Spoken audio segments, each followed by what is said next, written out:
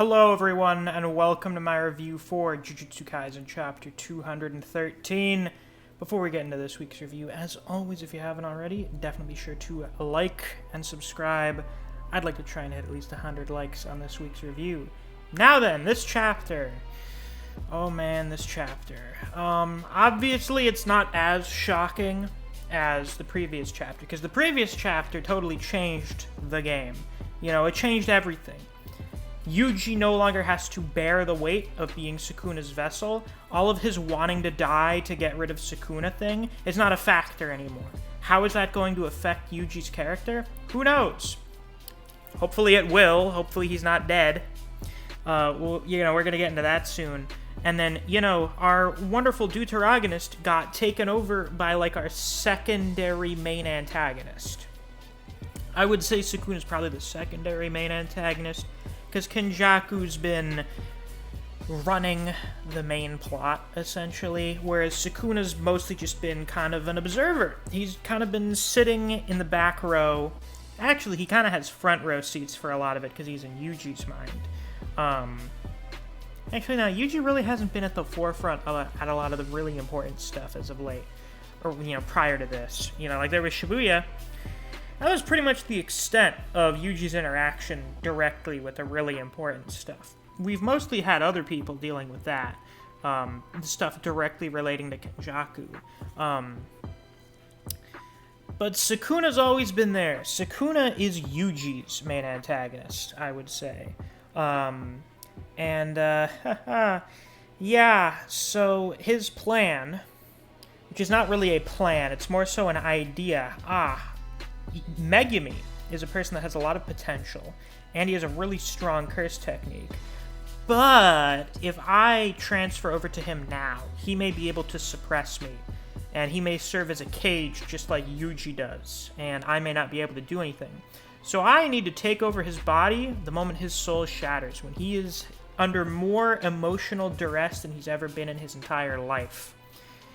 And lo and behold, that moment presents itself here with Sumiki, which is why Sukuna didn't do this back in Shibuya. Back then, Megumi, oh yeah, he was gonna die, but he was at peace with that. Megumi's always willing to kill himself. So, it's not like that was particularly difficult for him. He was totally at peace with his decision. Here, everything's just gone horribly wrong now. His sister is effectively lost to him. Man's in a bad emotional spot. So, that's why he decided that was the time to say those magical words. And then, he went and swapped over to Megumi, who, can withstand becoming a vessel because, he's a sorcerer. And not just any sorcerer. Megumi is an incredibly adept sorcerer. He has a lot of potential. I would perhaps go so far as to say Megumi is a prodigy. So, pretty good choice. Now, naturally, since Sukuna is finally freed from Yuji, who has been mildly annoying him for a lot of the story, he punches Yuji, or knees him. It's kind of hard to tell with the TCB scans here, because as you know, the unofficial scans are always kind of darker. They don't capture the shading quite as well, so you can't really pick up all the detail. I believe he punched Yuji in the chest here, and I don't know about you guys. That looks like blood and various other bodily fluids being blown out of Yuji's back here. He's vomiting up blood and vomit. It looks like he got punched through. And then he gets blown through a building. And not just one floor of a building. It's not like he smashed through a window and then smashed out the window on the other side. No. The impact destroys 10 stories. It's like a fucking howitzer or something, blowing him through this building. And then he skids across some rooftops and lands in some other building. Very clearly at least unconscious, possibly dead. If this were essentially any other character, except for the really high tiers, I'd think they're dead as shit. I'd think they're dead as fuck. Yeah, Megumi got thrown around kinda like this when he fought Sukuna, which I should probably talk about the title. But Nothing like this. Nothing as direct impact as this. So the title of this chapter is not Ripen 2 or Fester 2, or 3. It's Cursed Womb Under Heaven Part 5. It's a continuation of Fearsome Womb from chapters 6 through 9. Sukuna's original takeover and rampage. So, it's just kind of continuing from here. It is the late game equivalent to a three-finger Sukuna being able to do whatever he pleases. Which, is really fucking bad because it's a 15-finger Sukuna and he has 10 shadows now. As we see when Maki and Takaba go to either try and rescue Yuji or fight Sukuna, not really clear, they're just kind of rushing to the scene because it's like, what the fuck is going on? They rush over. And Sukuna's just like, Nue. And it's not just Nue. It's Nue the size of a fucking skyscraper. This is a kaiju Shikigami. And naturally, the scale of its lightning attack is now up to a large building level, as opposed to just, it's some lightning bolts or whatever. It calls down on the sky, can destroy some shitty curses or whatever. No, son. This is like a thunderstorm he's calling down. It's crazy. We're about to get biblical in here. So what this means is that the potency of 10 Shadows, the scale and scope of the Shikigami, is dependent upon the power of the user. Which, makes sense. You look at different curse techniques, their efficiency largely depends on the cursed energy quantities or output of the sorcerer, and then it's kind of how good they are at using the technique. Sometimes they may just not be very good at using it. Like, Charles has a pretty good technique, but he's too new to the game. He's too inexperienced with it. He doesn't know how to use it to its fullest, so he sucks. He's mid as shit. This explains how 10 Shadows users were able to defeat 6 Eyes users in the past. Or one other possible explanation, which, I'll get into real quick after this. If the size and power of the Shikigami is dependent upon the cursed energy quantities and output of the user, that means that if you have someone on Gojo's level, theoretically, if you have like a top-tier sorcerer with this technique, it's going to be way stronger than someone like Megumi using it. It means theoretically in the future, if one's cursed energy quantities can increase with age, I guess they could. Yuji's has, as he's trained, so I see no reason why it wouldn't with time. It'll get to like this. Megumi would possibly be able to do this, depending on what his ceiling is. I don't know if he'd get this high. He would maybe get to, half the size of this thing, which would still be gigantic. And then you remember this is just Nue. Imagine the other Shikigami. Imagine Max Elephant, which was really big already. Imagine how ridiculous that thing's gonna be. Or imagine the Escape Rabbits. These, a swarm of 1,000 car-sized rabbits. Oh my god. And then, the Divine General himself, Maharaga. Imagine that now. That actually may complicate Sukuna's ability to tame Maharaga. Probably not too much, because, they scale to each other. Sukuna here now is way stronger than Shibuya Sukuna, which is terrifying to think about. But Maharaga now should be amped by the fact that Sukuna's the one using the technique. So that means Maharaga may be going back up to top 3 like he was in my original top 10 list. Who knows? His base power should theoretically be the same. Maybe his adaptation's faster, or maybe just his stats are better. He's faster and stronger and more durable. That may be a factor.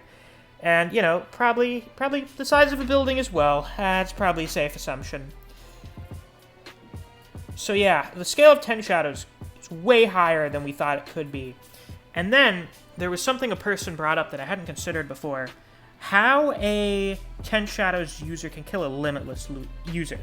A weakness of Limitless that a lot of us have thought about is the fact that you have to cross a distance physically to reach a person. Alternatively, physical objects have to travel a distance to reach a Limitless user when they're using the Infinity. Do you know what isn't a physical thing? Light. You know what's another thing that isn't a physical thing? The absence of light, shadows. Theoretically, shadow travel through 10 Shadows may be able to bypass Infinity. That'll be fucking dangerous. So yeah. Gojo dethroned? Unthinkable. Now, I was about to say maybe not, but nah, it's more dealing with hard counters here. Anyway, Takaba and Maki, they're probably getting fried by lightning. I like a detail here. Takaba is starting to sweat bullets. Maki is clearly shocked, but is not sweating. You know, she's obviously concerned. I mean, let's be real here. New Sukuna is, at least one tier above Maki. In all honesty. Honest to God. At least one tier. It depends on how many tiers you put on your tier list. And if you want to get absolutely bullshit and say this Sukuna is a tier above Gojo, we should probably try not to wank Sukuna too much now. It's going to be really, really hard not to, though. She can't take this shit. This is too much for Maki. This is out of her league. But she's not freaking out because the whole thing with Sakurajima was Maki learning to not get caught up in her emotions. Basically, just be chill, man. Just be zen. So even though shit's really bad, Maki's not freaking out. I like that consistency and that difference with Takaba here. But then, it seems the lightning storm gets interrupted, what I think is right before it's about to strike the ground, because Angel shows up and nullifies 10 Shadows. Her aura is nullifying it, and it almost seems as if it's burning Sukuna. Some people had theorized that with her technique, she can just kind of erase curses. She doesn't necessarily use reverse curse technique to do this, but I feel like it must be something kind of similar. If it's able to erase curses and get rid of curse techniques, I feel like it has to be something, or positive energy, or something akin to that. I know it's her technique, but I'm talking about how her technique works. It has to be something similar to that. So just being in her aura that's emanating off of her is burning Sukuna a bit. It's hurting him. A little. Not significantly. It's an inconvenience to him. And then, Angel does an attack. This is Angel's first real feat, okay? She does a little prayer, does a little hymn, as they're going to try and separate Megumi and Sukuna and erase Sukuna. And she pulls out Jacob's Ladder, the fucking stairway to heaven. A giant biblical rune appears over Tokyo. And I mean over Tokyo. I wouldn't be surprised if this is covering the entire colony. And then it just disappears, all black, there's this beam of light. I don't think she absorbed all of the light in the colony. I think this is kind of an effect where, you know, when there's a big beam attack or an explosion in anime, it's so bright that everything else looks dark by comparison. I think that's kind of the idea here. It's just this flash, everything else is like, oh, this is insane. This is a oh, Jesus Christ. And then we get to what it does. It fucks Sukuna up. This one attack Angel does damages Sukuna more than any other attack we have ever seen him take in the series. The Finger Bearer couldn't do this to a 3-finger Sukuna. Megumi couldn't do this to a 3-finger Sukuna. Jogo couldn't do this to Sukuna. Maharaja couldn't do this to Sukuna. Angel, to this new and improved Sukuna Megumi, fucks his shit up. I know it looks like, oh, she just, like, burned his shirt off or something. Nah, he's getting burned. Look at that face there and tell me he's not getting fucked up by this. Now, it is largely because her power, hard counter. Hard counter to, like, well, theoretically a lot of characters, so I'm not going to sell her short because of that. Her power is broken. It's a broken as shit technique. To be able to do this to Sukuna. Angel, immediate top 10. I don't know where, somewhere. Somewhere top 10. Madness. Insanity. It's hurting him too. I'm fairly confident Sukuna is being hurt here. He's not enjoying this at all. But then, he's got to use that emotional manipulation. The eyes close, the tattoos start to fade away. You can see they're not as bold as they are. They're going away. Just like when Megumi and Sukuna's fight ended at the end of Curse Womb Part 4. Except this time, he's using Megumi's memory of encountering Hana and playing upon Hana's very obvious infatuation with Megumi, because she's bawling her eyes out right now, to trick her into thinking, oh, you did it! You erased Sukuna! You freed me! While Angel's like, fuck, Hana! Stop it! Stop! You're being tricked! God damn it! And this is the flaw of being symbiotic, of one person not taking control. Because Angel can't stop her. Angel's just there, freaking the fuck out. It's like, Hana, please, God! He's going to eat us! Apparently. Sukuna and his body morphin'. It's fucked up. It's some fucked up shit. He's gonna take a big old chunk out of Hana. Now, Hana doesn't finish what she's saying here. It's explicitly an incomplete statement. That's either because she's gonna get cut off by Sukuna, biting her fucking head off or something, or biting a really big chunk out of her shoulder and her wing. Or, we're gonna start next chapter in 2 weeks, and it's gonna be like, you're a big liar, aren't you? And, gonna do some close range attack. I don't know, probably not. Hana seems like way too out of it right here. So I'm not gonna put a bunch of stock into, oh, she's just pretending. No, I think she took the bait here. She's getting reeled in.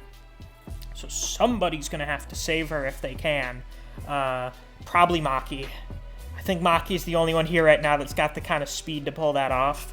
Because he is mid-chomp right now. Mid-chomp.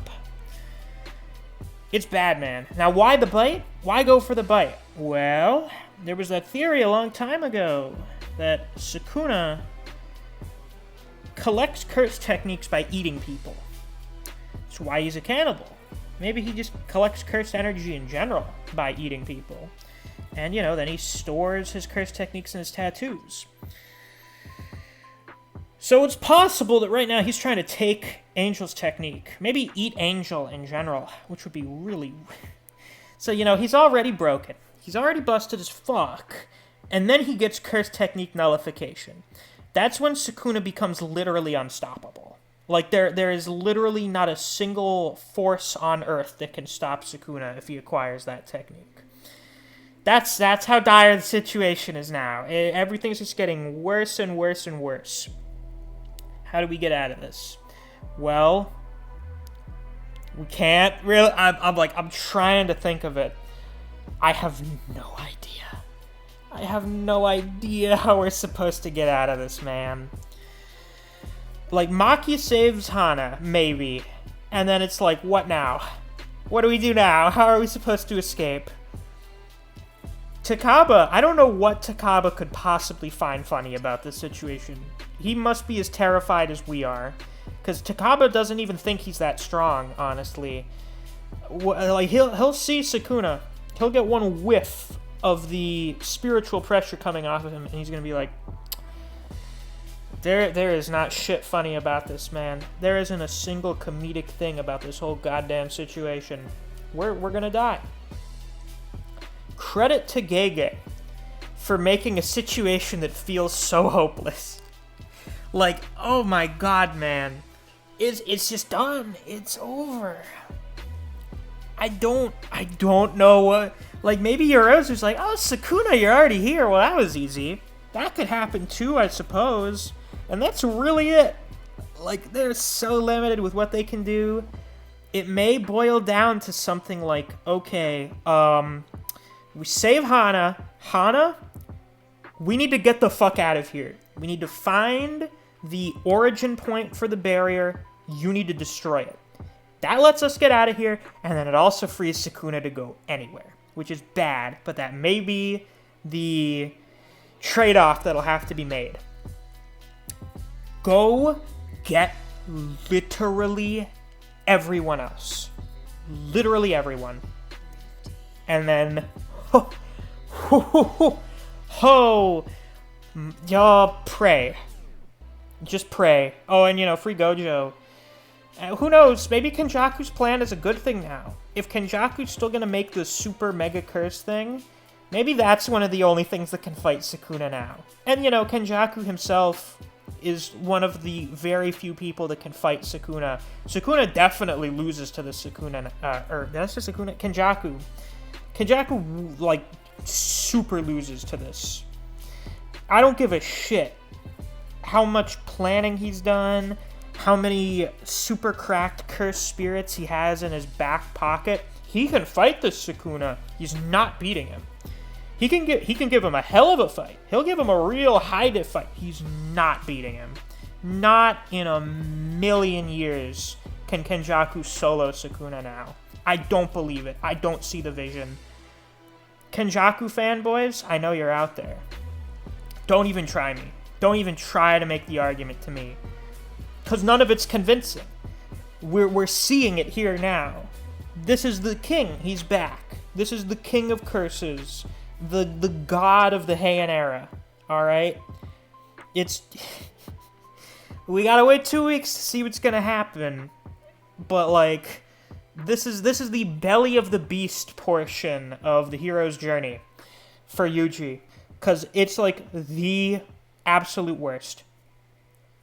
I've seen some people suggest that this is going to be when Nobara comes back. Not to fucking fight Sukuna, obviously. I mean, maybe Straw Doll can work well against him because it can affect the soul, and Megumi and Sukuna are now two souls inhabiting the same body. So if you get, like, a piece of Sukuna and you do resonance on it, it will hurt him. And not Megumi, I don't know. That's not why I give a shit about Nobara's potential comeback. You guys know me. For a while now, I've kind of been like, listen, at this point, just keep her dead. Just keep her dead. Otherwise, her return will feel kind of unnatural. This is the only time now where Gege can bring her back, and I'll be like, that's good, that works. Because now Yuji is totally alone. I mean, yeah, he has Todo, and he has Chozo. Todo and Chozo are not part of the trio. They are not members of the main character's trio. He lost Nobara. That was a major blow to Yuji. Now he's lost Megumi too, and he's lost him to Sukuna. He lost him to the monster that Yuji thought was his responsibility. Sukuna escaped and was able to make Megumi his host because of Yuji's mistake when making that binding vow. That is going to be another thing that weighs upon Yuji, because in his mind, this is also going to be his fault. He needs people right now. He is all alone, by himself, and things are the worst they have ever been. This blows Shibuya out of the fucking water. It's so bad. And he needs all of the people around him that he can get right now. So Chozo, obviously good. But I think Yuji means more to Chozo than Chozo means to Yuji. I think the same probably goes for Todo. Because for Yuji, it was just Todo magically became his best friend. I don't know how much, because, yeah, Yuji and Todo, they're bros. They're brothers. But I think Yuji really just needs a friend right now. Honest to God. He just needs one of them. He just needs to know that not all is lost. That not all of his failures have been so complete. And that gives him the hope that he needs to keep going, to not give up. And then do something, because Yuji's powerless now. Sukuna's gone. He's powerless, presumably. Some people have supposed that Sukuna's technique was imprinted onto him. I don't see why that would happen after Sukuna's left. I don't see why. I mean, maybe. I could maybe buy into it if Gege gives a really good explanation. But he should be powerless. He's got to find some other way to get power now. I don't know what it'll be, but he needs it. So yeah, that's chapter 213. The situation ever worsens, and it's quite exciting, isn't it? It's a great time to be a Jujutsu fan. I know some people have thought Culling Games has been kind of a slog, that Gege was off his game a little bit. I don't think it had quite the feeling as Shibuya, but credit to it. Shibuya was the culmination to essentially the entire series up to that point. Like, shit, chapter 10 onward, that was all build up to Shibuya. Culling Game was kind of this own thing that just happened. I feel like Culling Game was building up to this. I feel like Culling Game was the build up. And that's why it didn't really hit as hard, you know? But man, oh, this payoff is just delectable. It's great. I can't wait for next chapter. But we have to wait 2 weeks. It's understandable. Gege has been cooking up a storm with these last couple chapters. Had like 5 double-page spreads this week, 4 or 5. They were all beautiful spreads. Give the man a little break. Let him relax a little bit. He's earned it. So next week I'll be getting started on something a little different. I'm going to be doing a Jujutsu Explained series. I'm going to be doing a series kind of, well, you know, explaining stuff, kind of giving a rundown on the basics. We're going to start off talking about cursed energy and its applications. Should be a grand time. So, yeah, you know, if you enjoyed this week's review, please be sure to like, comment, and subscribe so you don't miss any of my uploads. I do reactions and reviews every week that we get a new chapter. And I'm going to be doing that new Jujutsu Explained series every week that we don't get a new chapter. If you enjoy discussing Jujutsu Kaisen with other people, or you just enjoy the content I produce in this channel, I highly suggest you check out my Discord server. I have a link to that down in the description. Thanks for watching. I'll see you guys around. Take care.